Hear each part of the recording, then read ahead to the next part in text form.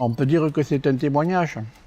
Un témoignage, ce que nous vivons les uns et les autres, ce que nous avons vécu, ce que nous avons lu, ce que nous avons vu, tout ça, euh, ça crée toutes sortes de réflexions, de petites idées qu'on peut facilement mettre en image. Je pourrais très bien tous les matins me mettre à un bureau, écrire un texte sur les petites réflexions de la journée. Bah, c'est ce que je fais en somme, avec des images. Je n'avais pas du tout envisagé faire de la photo, et puis, étant à la retraite, un peu par désœuvrement, j'ai fait un stage aux Rencontres d'Arles, et de suite je me suis trouvé dans un domaine qui me plaisait, où j'avais des choses à dire, des choses à faire, mais enfin, il n'y a rien de prémédité. Après le stage à Arles, je commençais à faire des photos mises en scène que j'ai un peu montrées comme ça, et puis on m'a dit, tiens, c'est intéressant, on va te faire des petites expositions dans des associations locales. Voilà, ça a été un début. Et après, je dis, tiens, je vais peut-être le montrer ailleurs que Marseille. Je vais un peu envoyer des dossiers de ci, de là. Et puis, j'ai été invité dans des expositions assez importantes. Et voilà, tout est parti d'une suite de, je dirais pas de hasard, mais bon, il n'y avait rien de prévu là-dedans.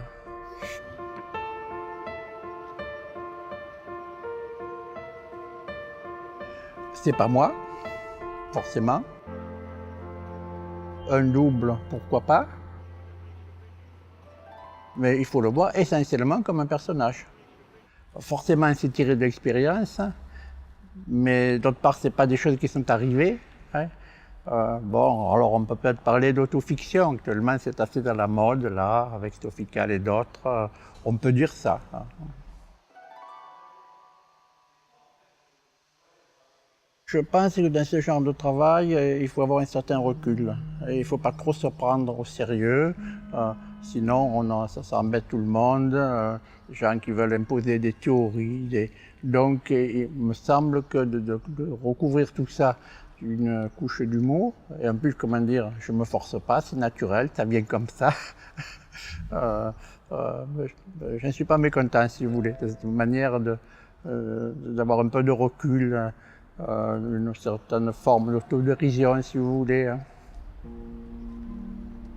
Parce que pour faire ça, il faut avoir envie de dire des choses, il faut avoir envie de communiquer. J'essaie d'avoir des images qui soient aussi simples, aussi graphiques que possible, et je ne me vois pas manipuler les foules. Ah, j'ai toujours aimé travailler de mes mains, voilà. J'ai toujours aimé faire des petites choses. Bref, des modèles réduits quand j'étais gamin, du mécano.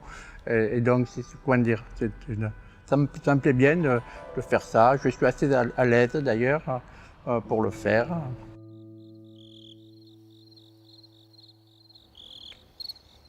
Nous sommes à La Ciotat, dans mon studio. Voilà, c'est ici que je réalise toutes mes photographies.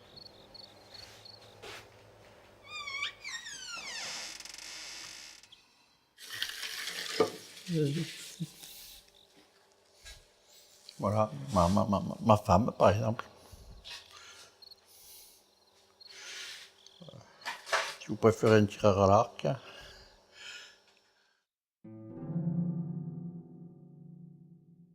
J'avais commencé avec un personnage, avec un bob qui évoquait pas mal Jacques Tati.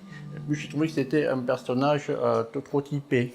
J'ai fait toutes sortes d'essais avec des différentes fringues. Et finalement, je me suis arrêté sur un par-dessus qui appartenait à mon beau-père, donc relique de famille, qui fait un personnage neutre, un peu un personnage un tantinet hors du temps. Il rappelle un peu les personnages qu'on voit dans les tableaux de Magritte, par exemple. L'homme au chapeau mou, il a un par-dessus. Voilà, je voulais faire quelque chose qui soit vraiment un peu hors du temps et un peu Monsieur Tout-le-Monde. Pendant de nombreuses années, je me suis photographié avec un retardateur. Et maintenant, j'ai comment dire, une base de données de photos qui résume à peu près toutes les positions qu'on peut prendre quand on a mon âge, par exemple. Bon, ben, vous le reverrez sûrement dans une autre photo. Le personnage, il a autour de 65 ans, ce qui est déjà pas mal. Euh, J'espère qu'il continuera à les avoir longtemps. Et même alors, j'arrive aussi à les combiner, c'est-à-dire je prends la tête de l'un, les jambes de l'autre, pour en composer un troisième. Comme vous voyez, c'est fabriqué à partir de petits personnages découpés, montés sur des petits supports, d'une part. Et le paysage, c'est le plus souvent du sable de la plage de la Ciotat, que je vais chercher de temps en temps.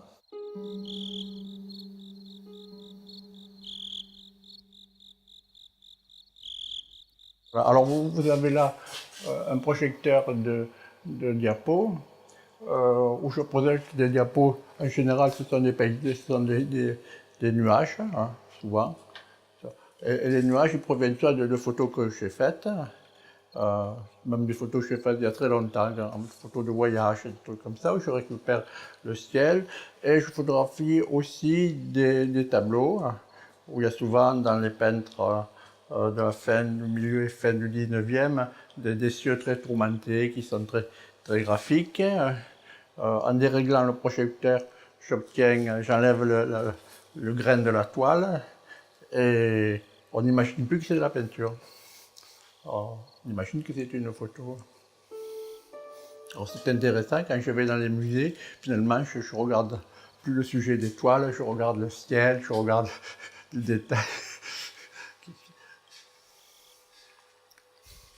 Et puis, comment dire, il y a aussi un grand plaisir à créer l'illusion. Comment dire, parce que là, constamment, je trompe les gens. Je leur fais croire que je photographie un paysage alors que vous voyez ce que c'est. Il y a un plaisir entre la modicité des moyens mis en œuvre et le résultat qui souvent évoque la réalité.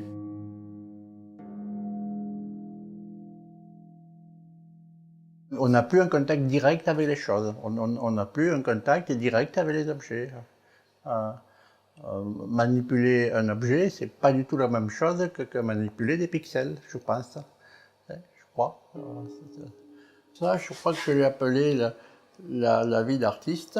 C'est l'artiste qui tombe en dessinant un trait le long du mur. Alors j'ai trouvé que souvent, la vie de l'artiste, c'était un peu ça, c'était une chute perpétuelle.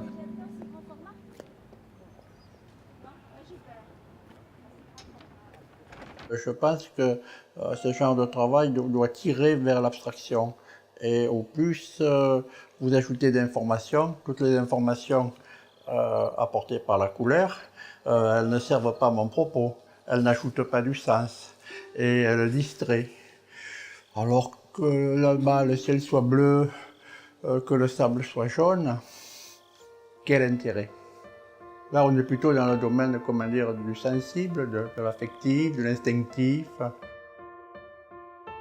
Je n'ai pas été formaté par une école des beaux-arts, hein, donc on m'a pas mis sur des rails.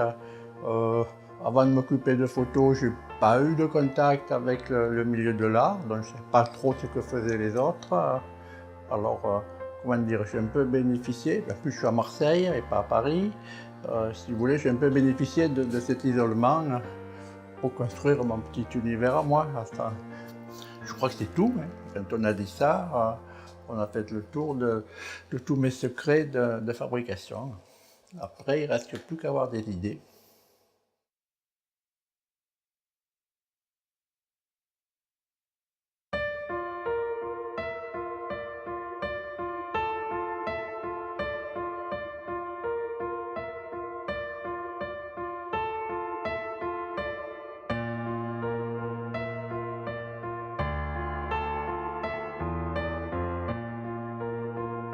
Je photographie des rêves. Hein. On est uniquement dans le domaine onirique. Hein. On est déconnecté de la réalité. Hein.